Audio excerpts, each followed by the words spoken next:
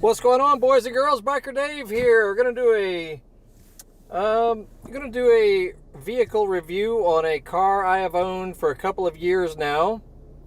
Now, this is not some fancy hot rod or sports car or even cool SUV for that matter.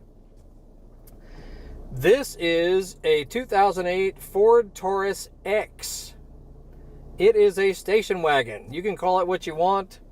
But in today's market of, crossovers and SUVs, this really is not like any of those. It is a 3-row station wagon. You look back there and you think I'm sitting in some shuttle bus or something because there's so much going on back there.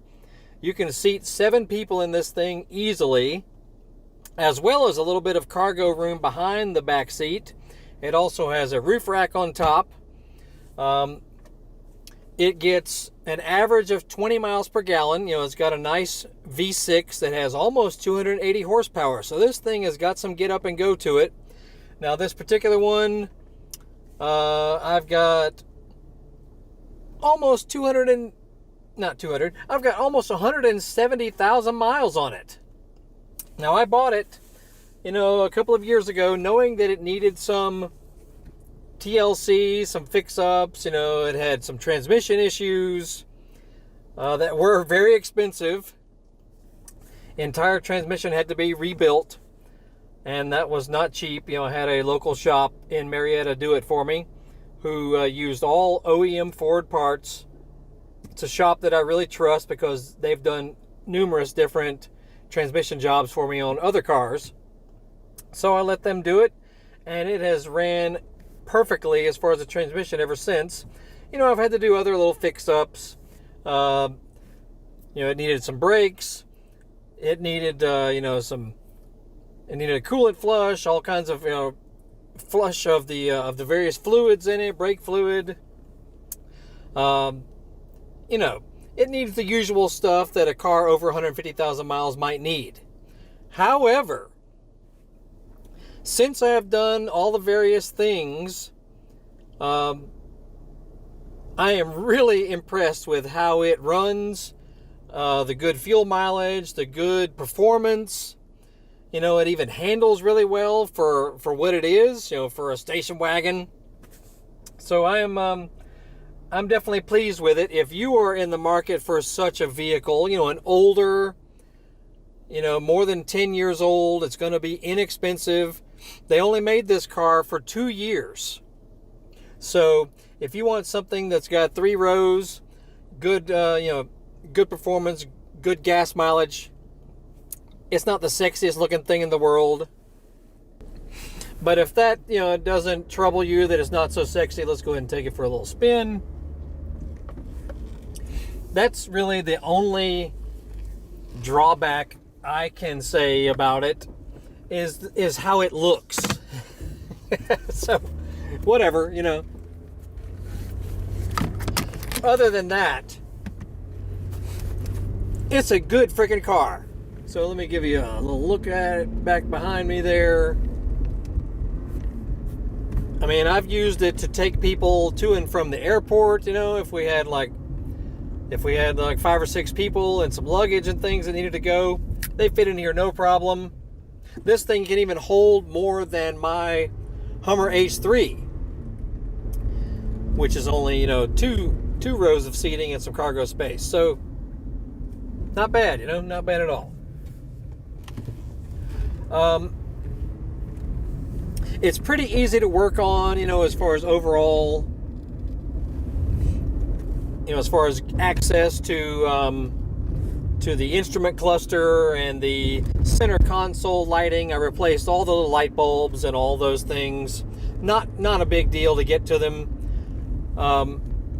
See my previous videos. I'll put a link down below for the playlist that includes all kinds of stuff I've done to this car.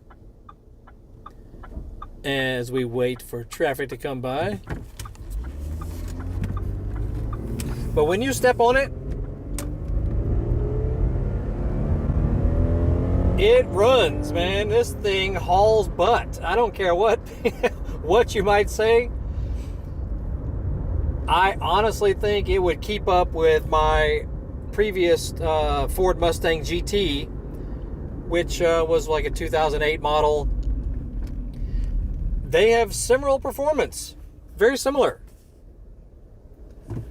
And this one gets way better gas mileage. I mean, it's not sexy, doesn't look hot and all that, but whatever. Okay.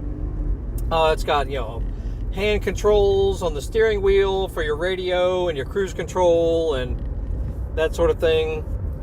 Air conditioning works fantastic.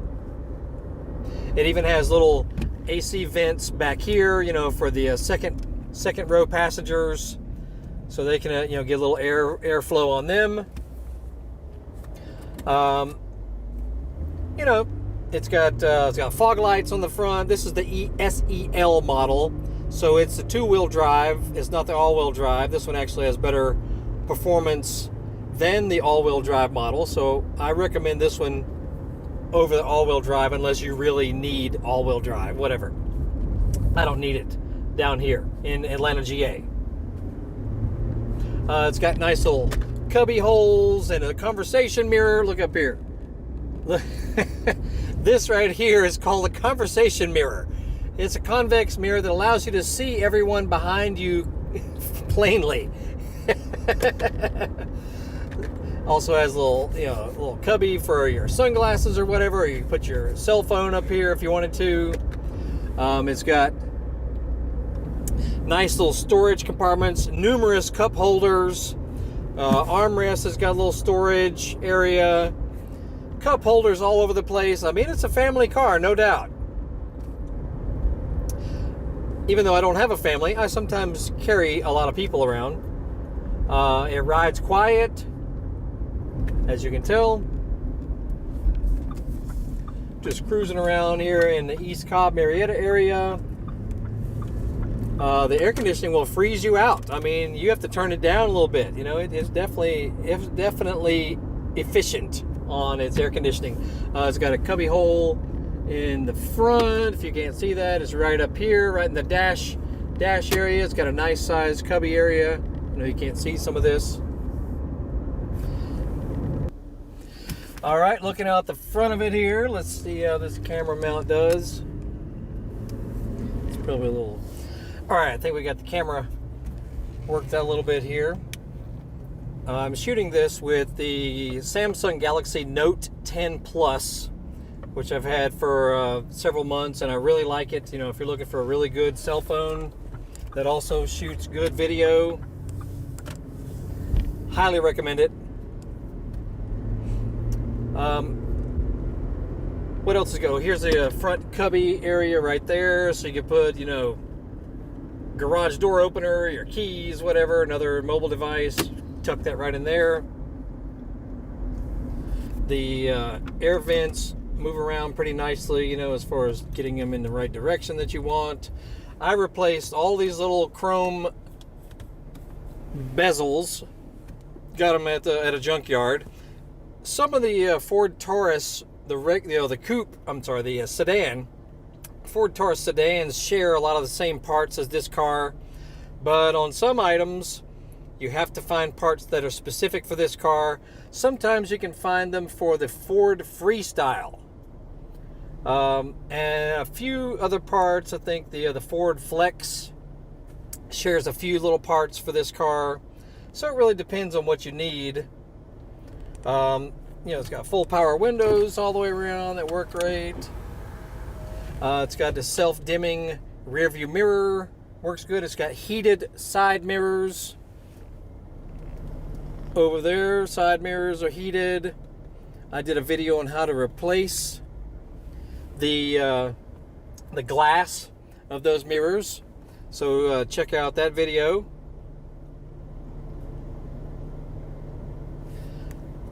A little funky thing about it, the gas cap is on the right hand side, which is kind of odd. You know, most cars that I've ever had, the gas cap was always on the left hand side, on the driver's side. So that's a little, it takes getting used to. It's got traction control. It has rear window defogger.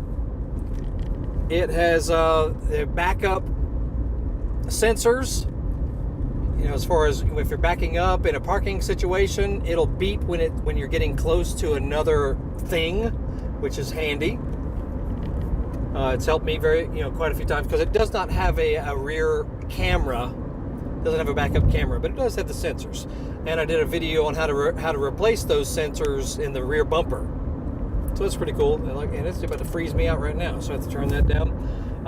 You know, I did a video on how to replace the air conditioning actuators. Wasn't too bad, you know. Some of it you have to remove the front cluster here. Also not a huge ordeal.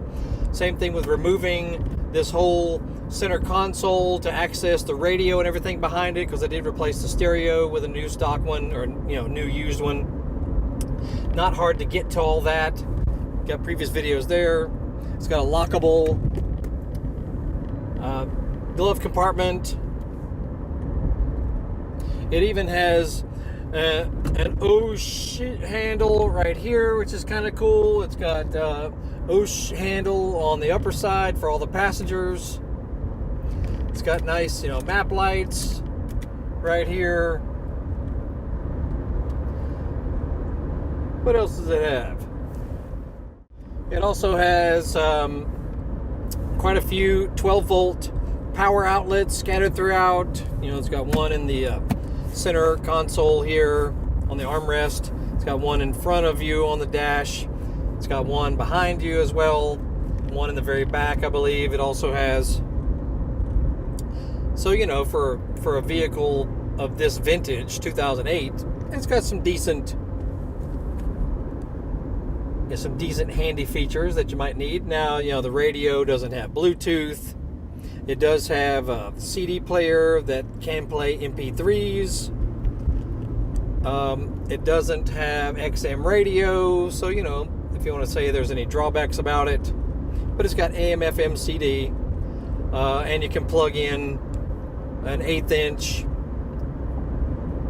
plug, for your cell phone or your iPod and that sort of thing. So it's not bad. What I really like is the stereo sounds amazing. I can't play any music because it would get flagged.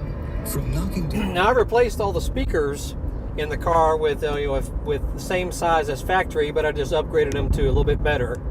Holy crap!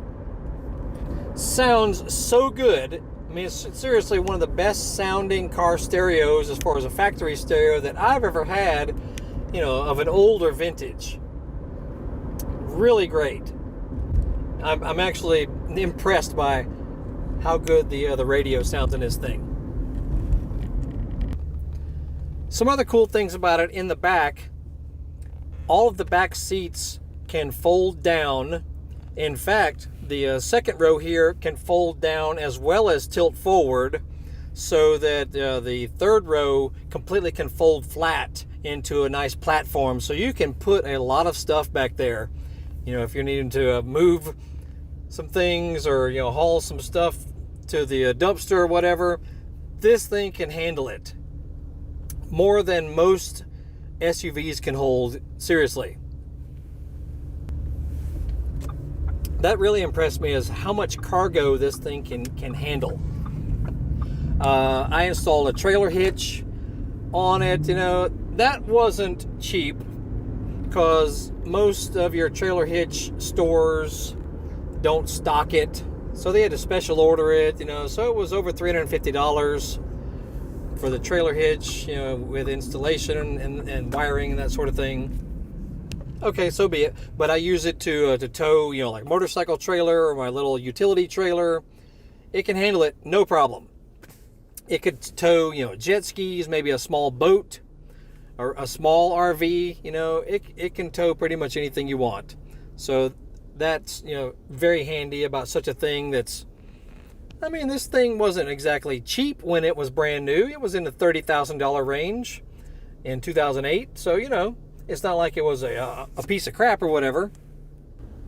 So we're going to pull into the local Quick Trip convenience store here, and I'll give you a little look over it. Now, mind you, this thing is not some show car. It's not cleaned and polished and waxed and beautiful and all that. It's a regular car that I drive all the time. So, don't expect much as far as it being beautiful. Let's pull in here. Quick Trip is one of our popular convenience stores, you know, where they've got really good stuff in the store there, and gas prices are usually very competitive with other places. Let's pop the hood, and I'll give you a little walk around on it, and you'll be surprised at what this thing offers. Alrighty, here she is outside here, and you know, like I said, this is a bona fide station wagon. It's like before crossovers were a thing. This was one of the first crossovers, but I call it a station wagon because it's longer. It's got 3 rows with cargo space, so you know, it's a station wagon, whatever. I also had the headlights polished about a year ago because these headlights are extremely expensive to replace the entire assembly. So I had them polished, and it probably needs it done again, but that's a common issue on these older cars. You know, I think this was a Florida car, and it was stored outside quite a bit. So, you know, quite a bit of tarnish on anything that could be tarnished, or sun bleach, that sort of thing.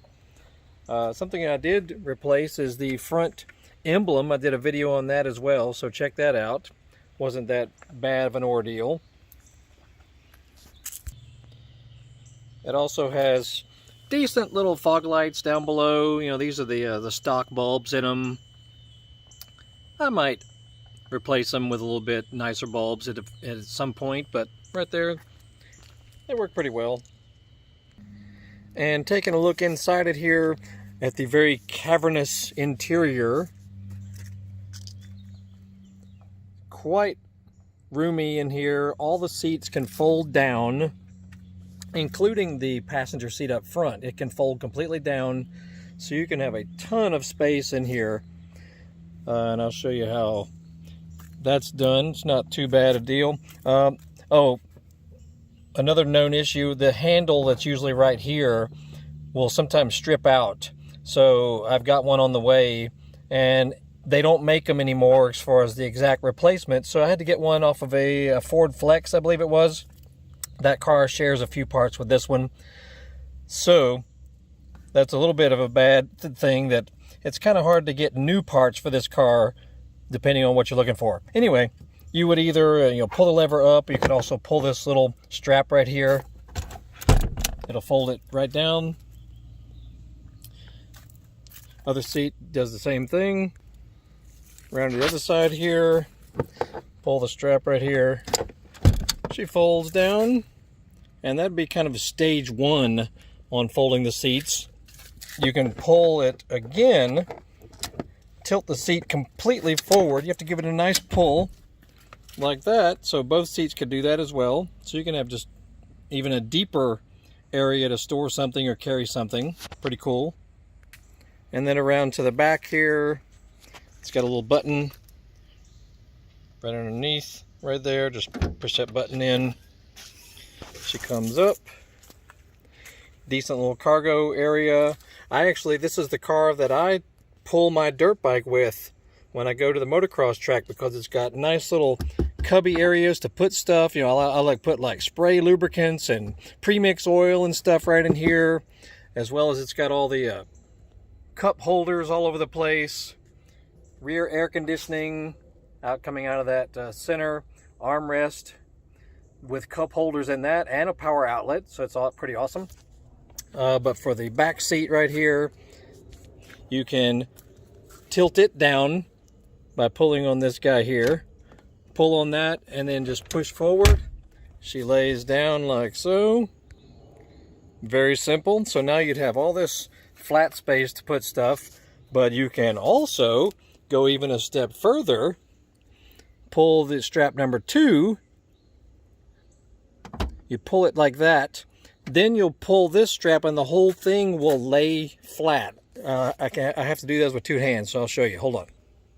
Okay, so pull her back and lay it completely flat. Then you've got, look at all this space you've got to haul stuff around. Really impressive. As well as the front passenger seat can lay flat as well. I'll show you that. Check that out. I mean, come on now. This thing will hold as much as a freaking cargo van, really. Really cool. I'm thoroughly impressed with all this. So just imagine, I mean, it's a good, it's got to be 8 feet at least up to the front over there. So you could put, you know, some 2x4s or whatever. If you had to make a trip to Home Depot or something, it would fit. And then to, you know, to put this back normal, you just push on this lever here, give a lift on it. All right, and then just reverse it to bring it back up. Same with this guy, just give it a good firm shut. Then raise up here. That locks back in place where it began.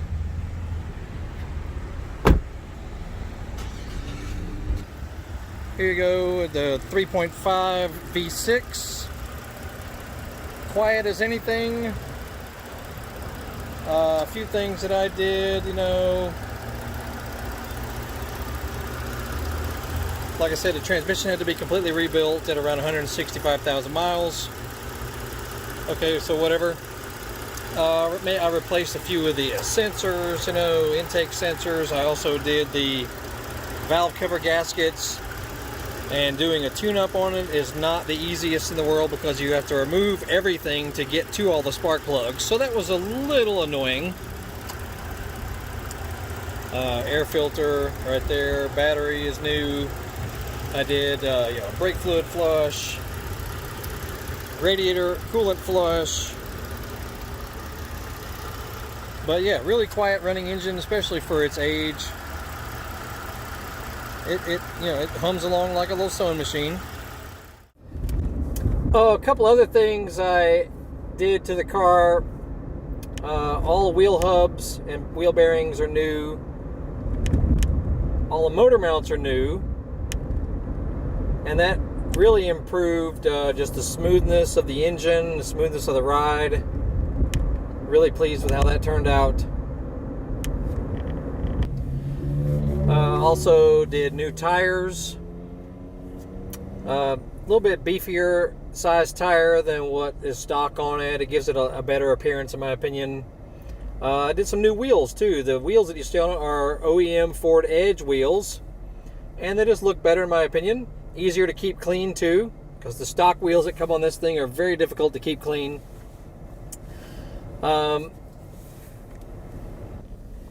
I also did the Evap Canister, you know, that's part of the emissions for gas fumes relating to the fuel tank in the back. It's underneath the car, right around the gas tank back there.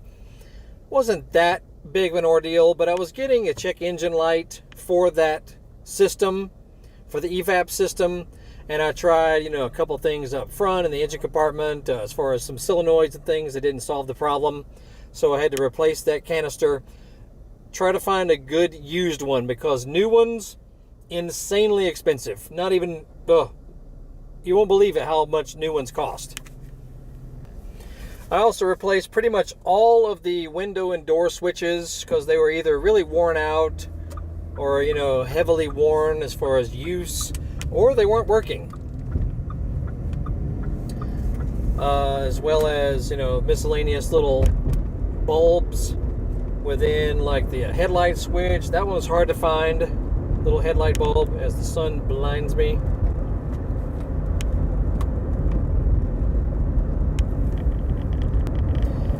Pretty much all that stuff can either be found from other like Ford Taurus or Ford Freestyle models, or you can find them on eBay, you know, used from junkyards. Not too hard to find as far as interior parts and door switches, window switches, things like that. Most of that stuff is pretty available on the used market. I also replaced the rear radio antenna that's on the back, you know, right above the tailgate. That wasn't too big of a problem. I did a video on that also, but the stock one was kind of really mangled and nasty looking, and I noticed a little leak from it coming from where it mounts to the roof also, so I had to do a little bit of sealing around that. not a huge ordeal. What else? I also... Oh, and, you know, I had initially swapped out the brake discs and brake pads, and I went really cheap and got some, I don't know what they were, I can't remember now, it's been so long, but they were crappy. They were really scrapey sounding. They left brake dust all over the front wheels, even with short mileage. Just crappy. So if you're looking for brakes for this car, get some decent ones, you know, get them from like a real auto parts store. I don't recommend you get them off of eBay with, you know, from some Chinese importer or whatever, because not good, man. It almost made me want to sell this car back, you know, several months ago when the brakes were just horrible. They would squeal, you know, and these are the ones I installed on it. So, you know, I swapped those out for a much better set, and now they're as silent as can be and work great. A couple of easy things here on the steering wheel. You got a few buttons down here, reset, setup, and info. So if you look down the cluster there where the odometer is, if you hit the button a couple of times, you can go through, you know, a couple of trip odometers, as well as how many miles till you're out of gas, and your average miles per gallon. You notice I'm getting almost 20 miles per gallon, and I don't do a lot of highway miles. I do mostly in town, you know, short distance kind of stuff. So I think that is fantastic. It's got a timer you can do for it also, how long it takes you to get somewhere. I usually leave it there though, so that's very handy. Also, you can disable the overdrive just by pushing that in right there. It'll tell you OD off on the left hand corner. So that's right there. So, you know, if you were either going down some hills while maybe towing a trailer or something, that's a handy little feature. Oh, something else I did, notice the steering wheel here. The other one, you know, it showed its age. It had a good bit of wear around the perimeter of it, like many older steering wheels do. So I wanted to find a replacement. I found this is actually a Mercury Sable steering wheel. It was brand new at a bargain of a price, fit right on, everything matched up perfectly. Took a lot of research, you know, and looking around to find it. But holy cow, it's black also, you know, instead of brown, so it looks a little more modern. It has this, you know, aluminum kind of stuff on the corners here. You know, it just looks, it looks better than the original one did, in my opinion. Very pleased with how that turned out.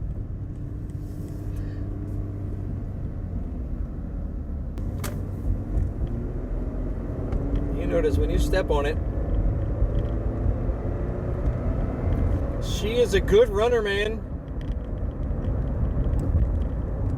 175, almost 176,000 miles, and I honestly can say this thing almost runs like new. Now, yeah, I had to put quite a bit of money into it to do that. So, you know, that was the only drawback. I probably have over $6,000 in this thing with all the stuff I've done to it, but I'm okay with that. So yeah, if I went and tried to buy a car that was $5,000, $6,000, it would probably need things also. Almost every used car I've ever bought usually does need something. And this one has basically had everything done to it that I needed done to it, and now it's fantastic. Oh, and if you get that check engine light for the Evap system relating to the fuel tank, and you hope that you can just replace the gas cap to fix it. I tried that too. It didn't fix it. I had to completely replace the Evap canister under the car back there, which wasn't a bad ordeal. And something else I did, I do this now with every used car I buy. And I have a video on that, and there are other videos on how to do it. I reset the main computer on this car. You know, it goes by different names, ECU, PCM, ECM, whatever. I just call it the main computer. I reset it You basically remove the negative battery cable, take it completely off the battery, then you jump it over to the positive while it's disconnected as far as the negative. I know it's difficult to just explain while driving, but there are plenty of videos on how to do it. If your car is just doing kind of funky little things, maybe, and it's nothing major, it's just weird little things as far as acceleration kind of weird, or idling a little funky, or, just things that you've already investigated and you couldn't find the problem, try resetting the computer of your car. And make sure you do the relearn properly as well, because every make and model might be a little different. There's not always one fix. It has solved funky problems for numerous cars of mine, and I highly recommend it. So make sure you search your make and model, how to reset the computer. With most of the Fords, it's pretty basic, but with some of the GM cars, it takes a little more to doing to reset it and relearn everything properly. But I definitely recommend that.